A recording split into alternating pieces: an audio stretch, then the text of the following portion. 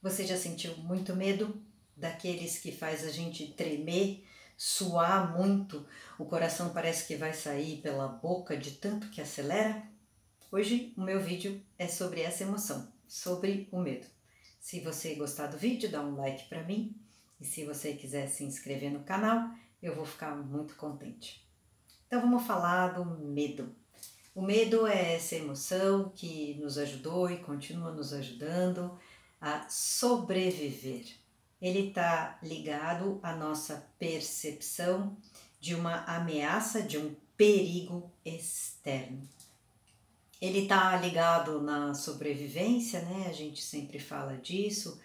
Estamos lá em tribo, lá atrás, né? Coletando uma fruta. Vou sair para coletar uma frutinha para comer. Muito importante que eu perceba logo que tem um tigre atrás ali do mato, muito antes de eu perceber a frutinha que eu estou buscando. Senão, obviamente, não vou comer frutinha nenhuma. E o medo é essa emoção. E ele ficou ligado, né? O nosso cérebro ficou treinado neste lugar de analisar, né? De captar rapidamente as informações do ambiente, ficar lendo o ambiente para saber, ok, tá seguro ou tem perigo? É ameaçador, né? Como que tá? E isso está ligado à nossa emoção de medo. Essa conexão ela é feita através do nosso sistema nervoso e o nosso sistema nervoso ele tem uma subdivisão que é chamado de sistema nervoso simpático e sistema nervoso parasimpático.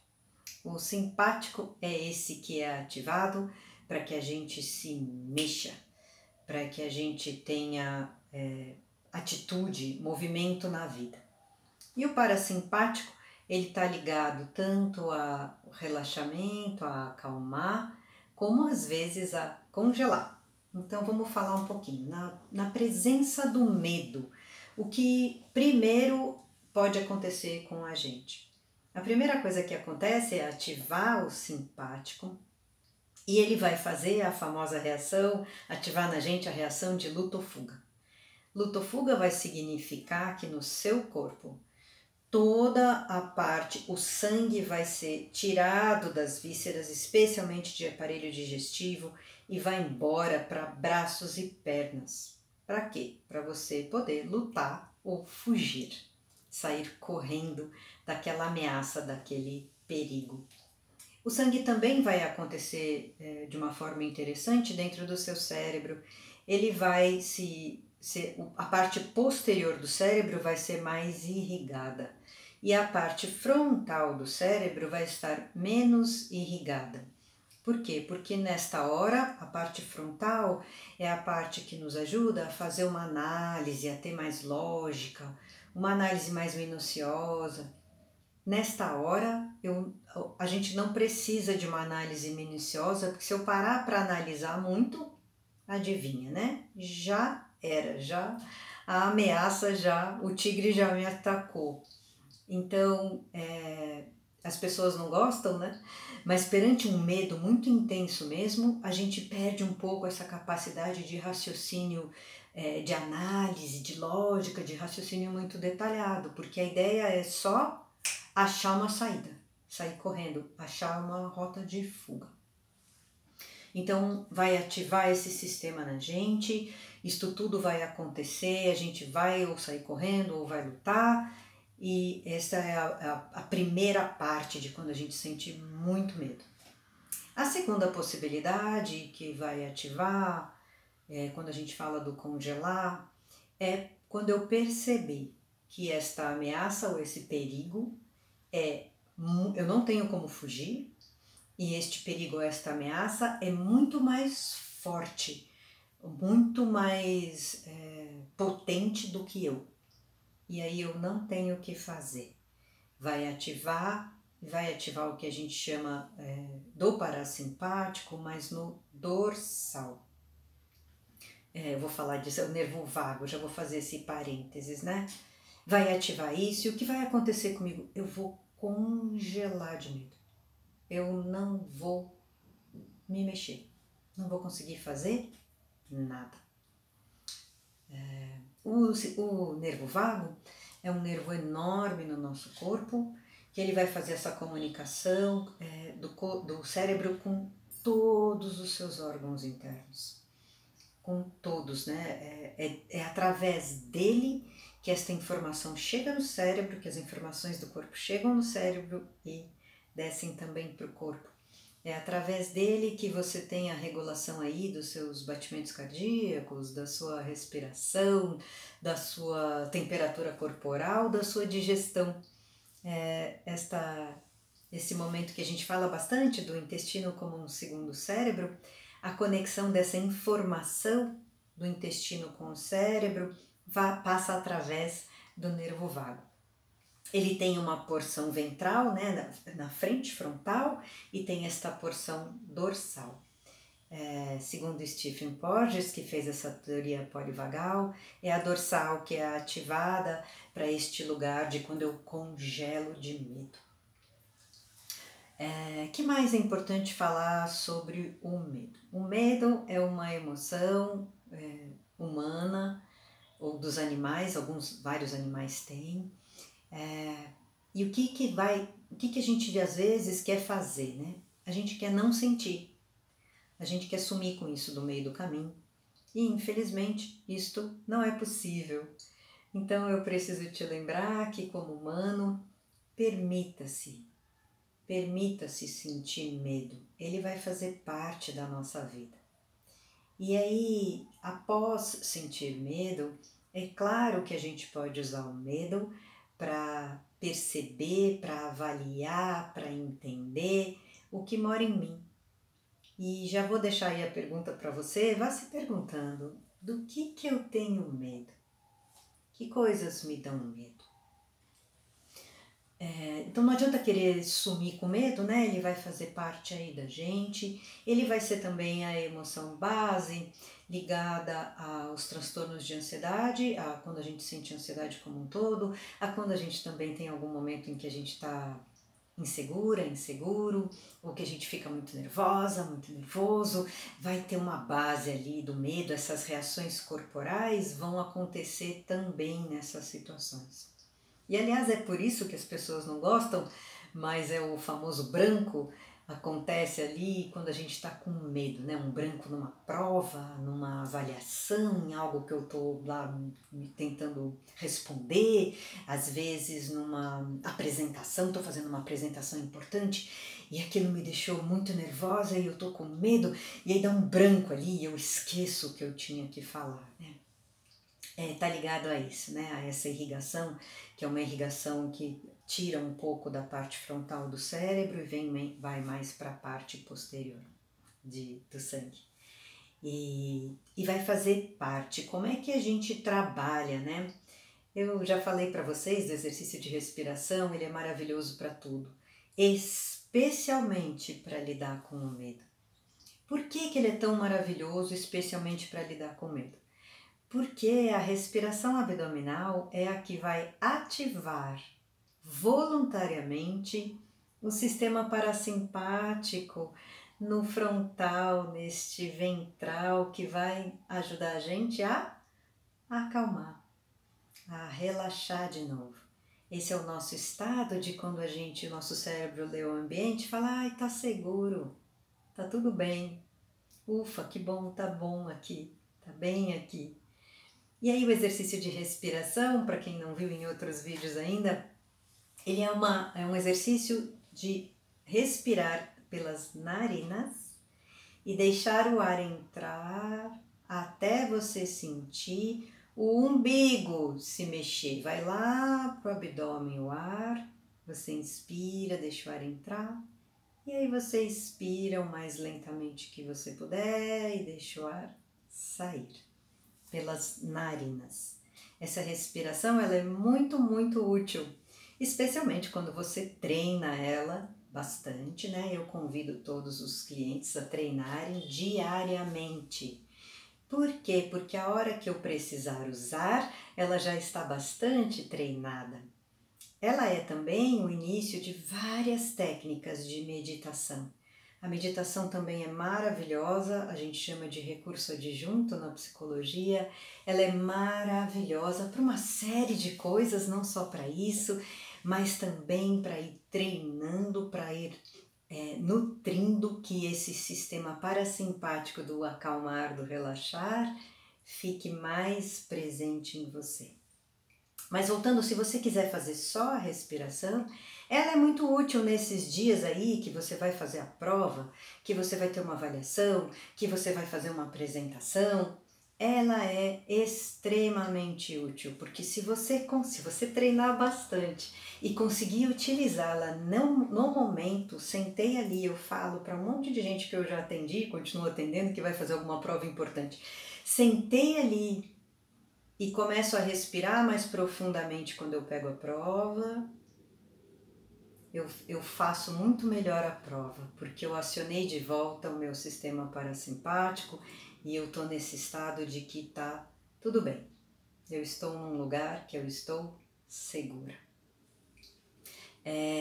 Falando disso, né, eu acho que também é muito importante, a gente não pode esquecer, que como o nosso cérebro tem esse sistema aí de ficar analisando o ambiente, a gente tem histórias, né, registros em nós, e muitas vezes são registros que a gente não tem memória clara, né, às vezes são registros lá da nossa infância, são registros às vezes, né, da adolescência ou de vários momentos da vida, onde eu tive momentos de muito medo e que podem chegar, claro, né, ao que a gente chama de traumas, especialmente de traumas quando eu era criança, de situações muito difíceis, de ter momentaneamente ou ao longo da infância vivido num ambiente que a criança não sentia como seguro para ela.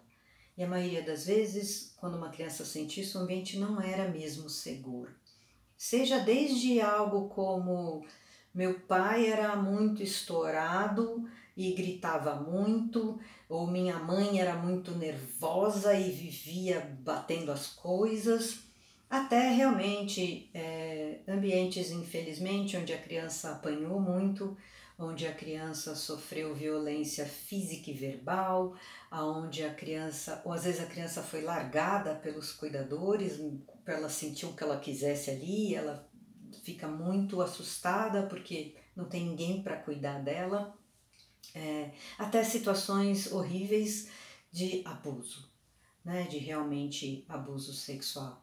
Isso tudo fica registrado na gente. E o nosso registro é um registro feito pelos nossos sentidos, né?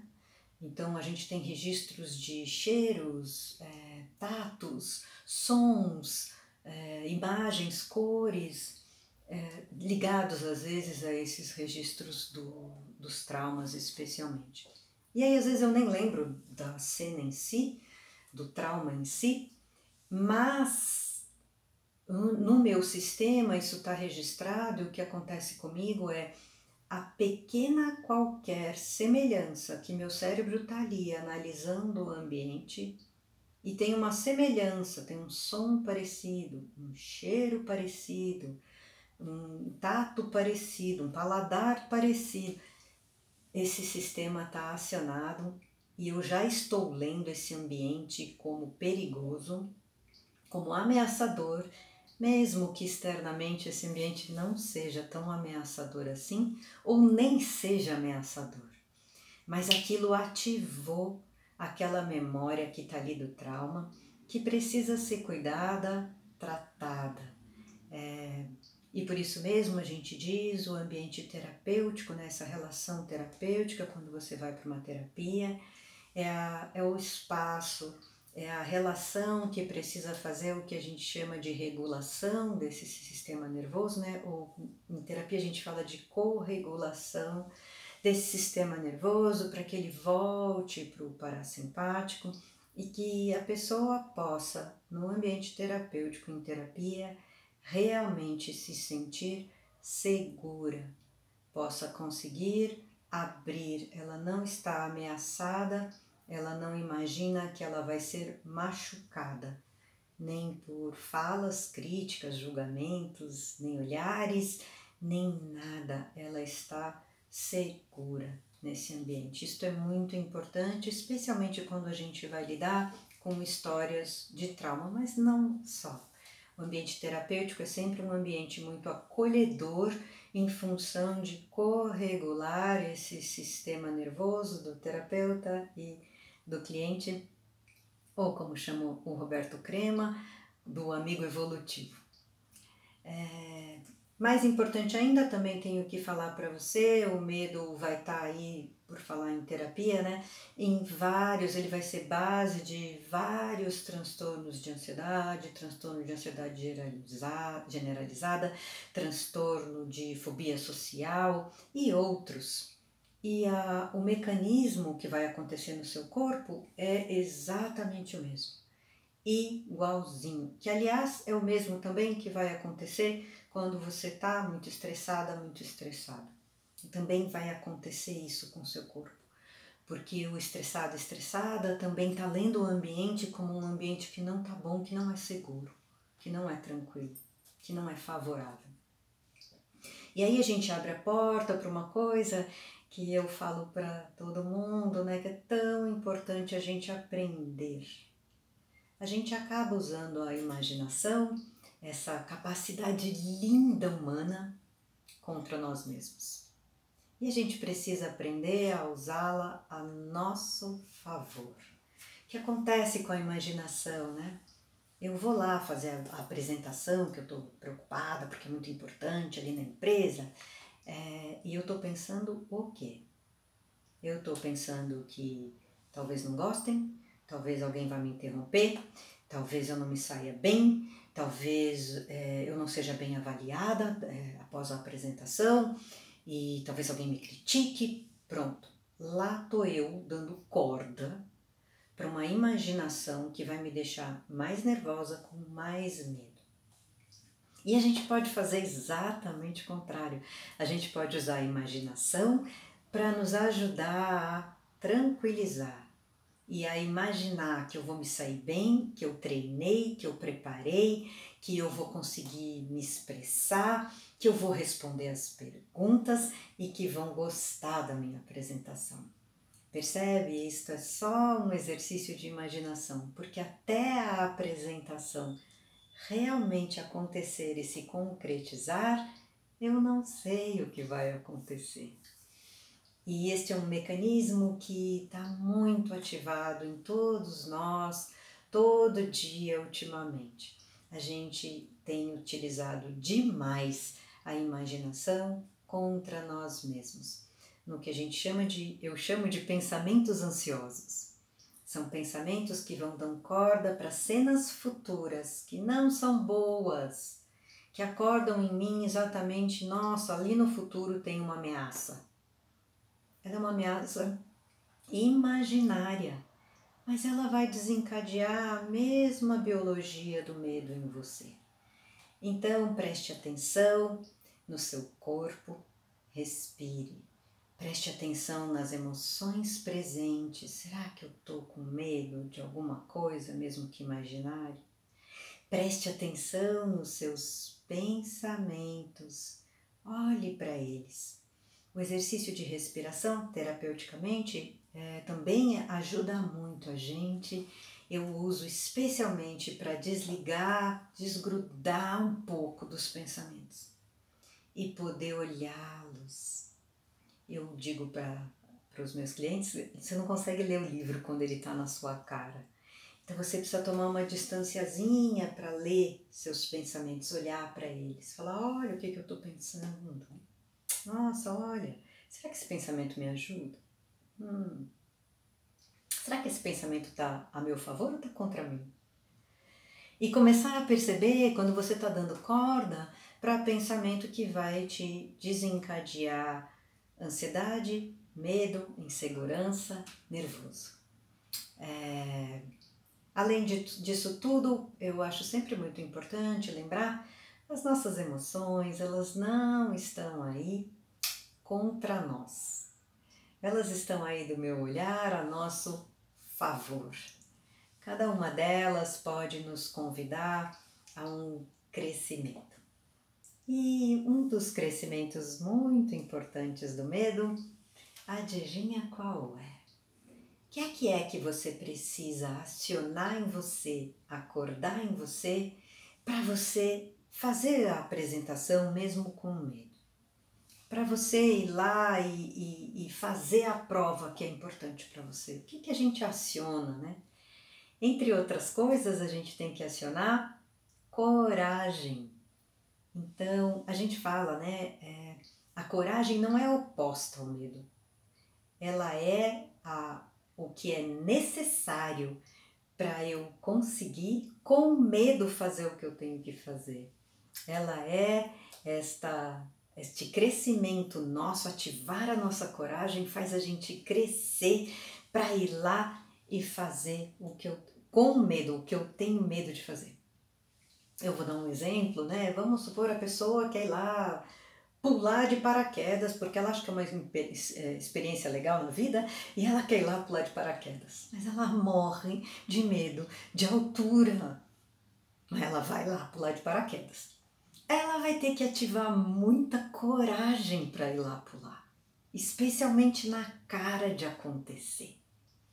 Agora imagina uma outra pessoa que adora pular de paraquedas, que já foi várias vezes, que não tem medo de altura. Ela vai lá, não tem medo, ela não precisa ativar coragem. Percebe? Então, um dos aprendizados nossos com o medo é descobrir a nossa coragem. E você pode aí começar a pensar em outros aprendizados que você já teve quando sentiu medo. Por fim, também acho muito importante dizer, por causa da história dos traumas e das nossas histórias guardadas de quando a gente era criança, se você tem criança por perto e por algum motivo ela está lá desesperada e com medo de alguma coisa, por mais que você ache uma coisa tola, acolha muito essa criança. O nosso sistema, especialmente quando a gente é criança, né? Esse sistema nervoso também pode relaxar quando se sente acolhido. Quando a pessoa se sente acolhida, a criança se sente acolhida. Então acolha fisicamente, abrace, ponha no colo, cuide para que a criança volte a ficar nesse lugar de tá seguro aqui. E é por isso que muitas crianças, né, quando tem pesadelo, fazem o quê? Saem correndo para a cama dos pais. Porque ao lado dos pais, quando a relação é boa, ao lado dos pais elas se sentem seguras. Então, acolha. E é claro, né, isto não é, eu falo para os pais, né, isso também não é para virar rotina, né?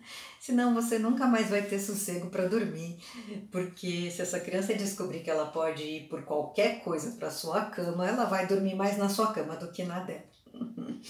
Então é no momento de medo mesmo. No momento de pesadelo, no momento que ela está com medo, né? E claro que você também pode levá-la de volta, acalmá-la e fazer com que ela fique no espaço dela, se ela tiver um espaço dela para dormir.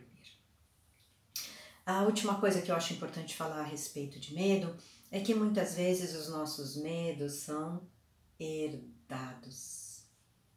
Às vezes o que eu sinto de medo, eu captei de herança dos meus antepassados, né? Às vezes o medo que eu sinto era, na verdade, um medo muito grande da minha mãe. Às vezes um medo do meu pai, um medo que morava nos meus avós, e algumas pesquisas vêm mostrando que às vezes de antes, né? De bisavós, que eu nem sei das histórias, mas que este medo pode ser transgeracional.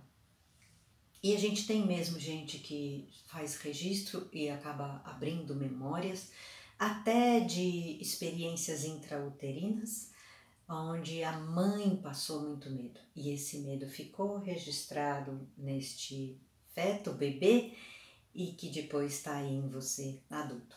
Tudo isso precisa ser amorosamente cuidado e você vai tendo devagar, né, essa experiência de ir se convidando para perceber, para entender, para fazer o processo terapêutico que você quiser, o tipo terapêutico que você quiser, para ir cuidando dos medos que moram em você, sejam eles seus ou da família, ou sejam registros muito, muito, muito da sua infância que você às vezes não consegue lembrar, porque especialmente em trauma, a gente joga essa memória rapidamente para o inconsciente. Algumas pessoas vão lembrar lá na frente, adultas vão lembrar de repente por causa de algum gatilho, de alguma situação ou em processo terapêutico, e aí a gente vai poder trazer à tona e cuidar. Meu convite para você ao longo dessa semana é: perceba, não tenha medo de perceber o medo. Perceba o seu medo. Qual é seu medo? Do que você tem medo? O que te deixa insegura, inseguro? O que te faz entrar nesse estado, né, que o cérebro lê o ambiente como perigoso, ameaçador, e eu tô nesse estado de alerta? O que é isto para você? É importante você se conhecer. E vá fazendo, se você puder, o exercício de respiração. Vou fazer aqui um com você, respira comigo, inala pelo nariz, deixa o ar chegar lá no seu abdômen e solta devagar, deixando o ar sair pelas narinas. Perceba como você fica. Essa é a respiração que de verdade nos acalma. Então, aproveite para treinar e perceber se ela te ajuda.